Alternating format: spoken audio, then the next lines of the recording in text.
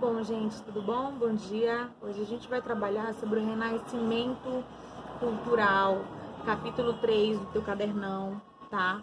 Vocês podem abrir lá, página 34, 35, tudo bem? Amores, o que é esse renascimento?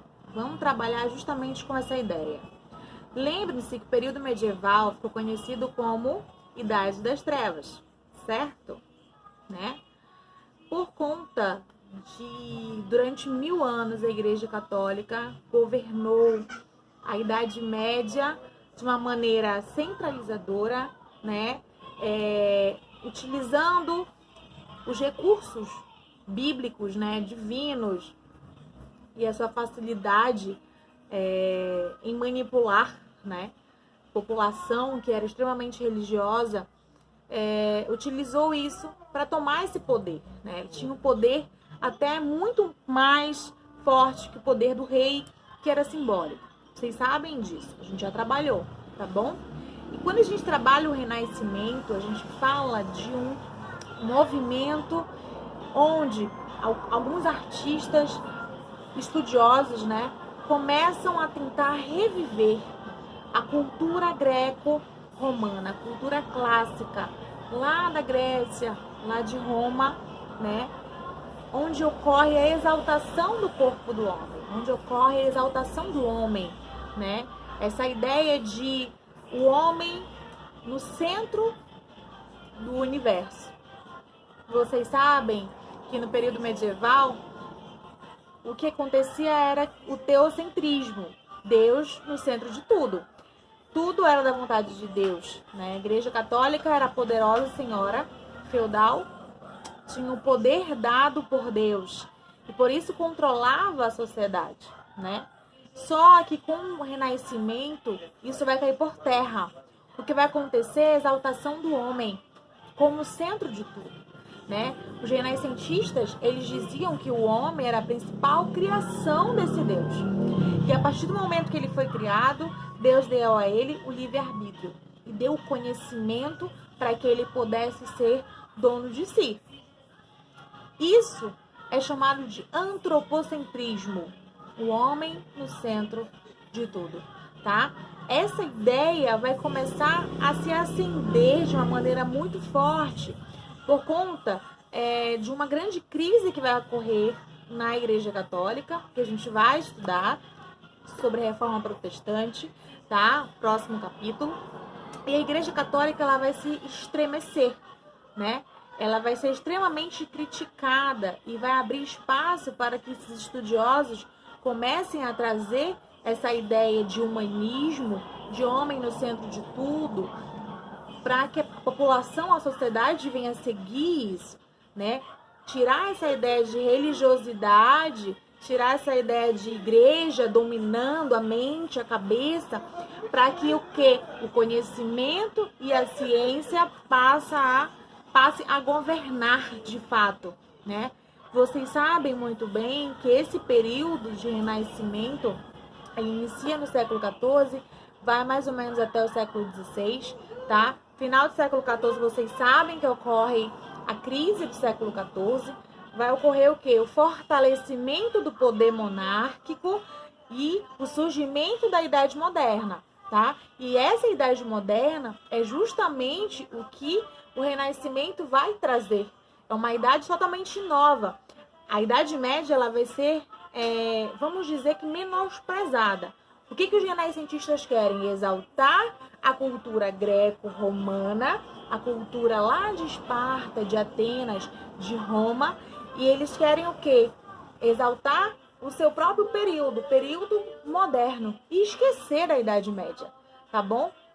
As instituições, universidades, escolas foram criadas pela Igreja Católica, mas após esse período de crise da igreja por conta da Reforma Protestante, o que vai acontecer é que esses estudiosos vão se apossar dessas escolas e vão começar a implantar na cabeça das pessoas essa ideia de renascimento, essa ideia de antropocentrismo, de humanismo, tá bom? Quando a gente trabalha o humanismo em si, tá, gente? Esse termo, a gente fala justamente desse homem capaz de pensar, capaz de ser influenciado por coisas científicas e não religiosas. E esse período importante do humanismo, o homem começa a ter um posicionamento totalmente diferente, tá? Que posicionamento é esse? Posicionamento da busca pelo conhecimento.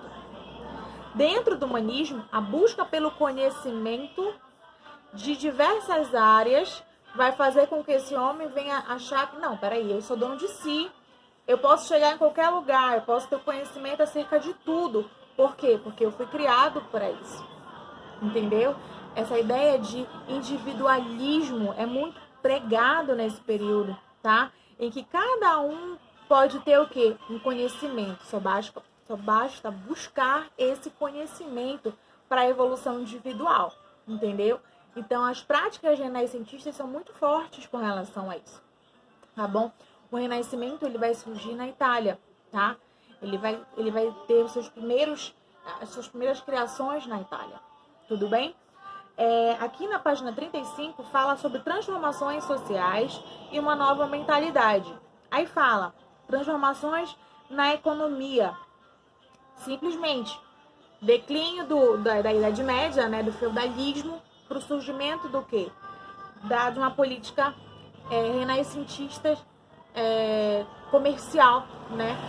A criação desse mercantilismo, o surgimento do mercantilismo, tá? Que a gente vai trabalhar com calma com relação ao mercantilismo também, tá bom? Outra coisa, a organização social, a nobreza feudal, ela vai perder força para quem? Para a burguesia, os comerciantes, donos de comércios, bancários, né? Que trabalham com empréstimos, vão ganhar força nesse período. É o grande período das grandes navegações também, tá bom? No campo religioso, a Igreja Católica sofre várias críticas, né? E por conta disso, vai surgir pensamentos diversos, criações de novas igrejas, criações das igrejas evangélicas, protestantes, né? Tudo isso a gente vai estudar com calma. Mas ocorreu, sim, mudança na mentalidade nesse período, tá bom? É um período de transição entre Idade Média e Idade Moderna, tá bom? Essa transição, ela não vai acontecer do nada, não é uma ruptura, ó, agora vai acontecer a Idade Moderna. Não, isso é com calma, é gradativo, tá bom? Vamos lá. Aqui a gente começa a falar, né, as primeiras universidades. Falei para vocês justamente que as primeiras universidades, elas vão começar a se multiplicar, né?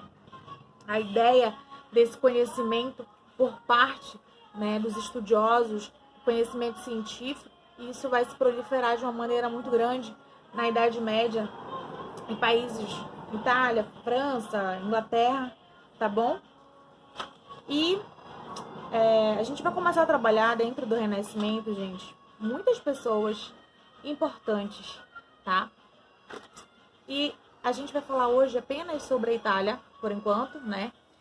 Como surgiu, justamente para que a gente não se estenda e o assunto não fique muito chato, tá bom? Gente, dentro da Itália, começam a surgir esses estudiosos, né? E eles vão começar a exaltar o homem. Se você pegar uma imagem de um